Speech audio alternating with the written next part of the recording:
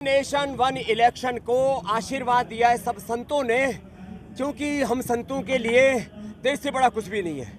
माता भूमि पुत्र हम पृथिव्याः जननी जन्मभूमि स्वर्गादपि गरीयसी के हम उपासक हैं। वन नेशन वन इलेक्शन से शिक्षा तंत्र में भी सुधार होगा, क्योंकि 6 महीने साल भर में इलेक्शन ही चलते रहते हैं, उससे और विकास योजनाएं भी बाधित होती हैं। तो वन नेशन वन इलेक्शन का होने से हमारे जो गुरुजन जो लगभग उनका 30% समय तो चुनाव कराने में लग जाता है, तो बच्चों को पढ़ाएंगे, देश आगे बढ़ेगा। और कुछ राजनेताओं को ऐसा लगता है कि स्टेट पार्टियां उनका कहीं मोक्ष ना हो जाए। इस देश का वोटर को आप उसको बेवकूफ़ मत समझिए, देश का वोटर बहुत समझदार है। स्टेट में किसको चुनना है, केंद्र में किसको चुनना है, और किसको कौन सी ऐसी पार्टी है जिसको स्टेट और जो है नेशन दोनों में एक साथ चुनना है, उसका निर्णय उसको करने दीजिए।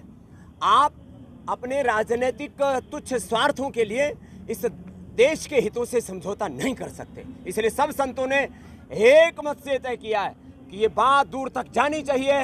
वन नेशन वन इलेक्शन के माध्यम से ये देश प्रगति के पथ पर और तेजी से आगे बढ़ेगा। देश को प्रधानमंत्री जी ने 100 से ज़्यादा ऐसी विकास योजनाएं शुरू की हैं, जिससे कि 2047 तक विकसित भारत बने। हम तो चाहते हैं कि 2040 तक ही बन जाए।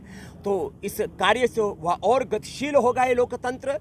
और चुनाव सुधारों को लेकर के और भी प्रतिबद्ध हमारे देश के प्रधानमंत्री।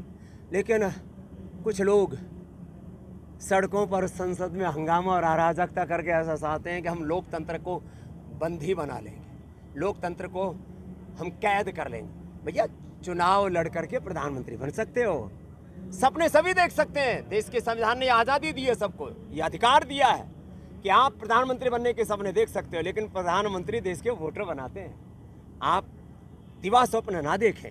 हाँ, इतनी बात मैं जरूर कहूँगा, सुधार यद्यपि शिक्षा तंत्र, चिकित्सा तंत्र, अर्थतंत्र, कृषि तंत्र, लोकतंत्र के विविध घटकों में सुधार की आवश्यकता है, और उसके लिए भी देश की सरकार भी काम कर रही है, आगे भी काम होते रहेंगे। लेकिन कुछ लोगों को ऐसा लगता है कि देश में कुछ अच्छा काम हो ही नहीं रहा, इसलिए छोटे छोटे बच्चों को भी 5, 7, 10 साल के बच्चों को आगे कर रहे हैं कि थाना घेर लो, एसपी को घेर लो, डीएम को घेर लो, सड़कों के ऊपर खड़े हो जाओ।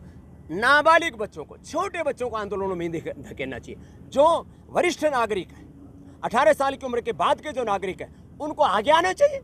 कोई भी आपको लगता है कि कहीं अन्याय हो रहा है, किसी के साथ भी अन्याय हो रहा है, मैं तो कहता हूं अन्याय चाहे छात्रों के साथ हो रहा है, अन्याय चाहे एक मरीज के साथ हो रहा है, अन्याय चाहे जवानों और किसानों के साथ हो रहा है, अन्याय चाहे एक SC ST के साथ हो रहा है, और अन्याय चाहे एक ब्राह्मण के साथ हो रहा है। आज SC ST का कोई अपमान करे तो सब लोकतंत्र की, संविधान की दुहाई देने लगते हैं कि ये तो संविधान के खिलाफ है। SC ST का अपमान यदि संविधान के खिलाफ है, तो एक ब्राह्मण का अपमान भी संविधान के खिलाफ है। कुछ लोग ब्राह्मणों को गाली देने में लगे कि देश में तो लोकतंत्र चल ही नहीं रहा, ब्राह्मण तंत्र चल रहा है, बढ़िया तंत्र चल रहा है। ऐसी बातें बोलना भी ये संविधान और देश के लोकतंत्र के खिलाफ है, और ऐसा नहीं होना चाहिए। न तो SC ST को गाली दो, न क्षत्रिय को, न वैश्य को, न शूद्र को, न ब्राह्मण को, और न सन्यासी को।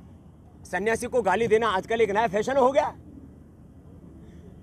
और आपस में समाज में ऐसे भेद की दीवारें खड़ी कर दी हैं, एक दूसरे को एक दूसरे के साथ लड़ाना चाहते हैं। ऐसा नहीं होने देंगे हम। हमने ठाना है कि हम भारत को दुनिया का श्रेष्ठतम देश बनाएंगे, भारत की करेंसी को दुनिया की श्रेष्ठतम करेंसी, भारत की शिक्षा चिकित्सा व्यवस्था को दुनिया की श्रेष्ठतम शिक्षा चिकित्सा व्यवस्था। इसलिए मैंने कहा one nation one election, one nation one education system.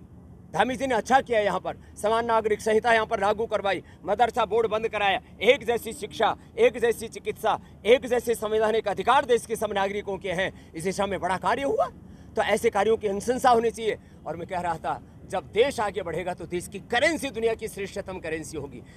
Bharat का पासपोर्ट इतना मजबूत होगा कि हमें 150 देशों 200 में जाने के लिए वीजा लेने की जरूरत नहीं पड़ेगी। ऐसा देश हम सबको मिलकर के बनाना पड़ेगा। प्रभातखबर.com, विश्वास वही, रफ्तार नहीं।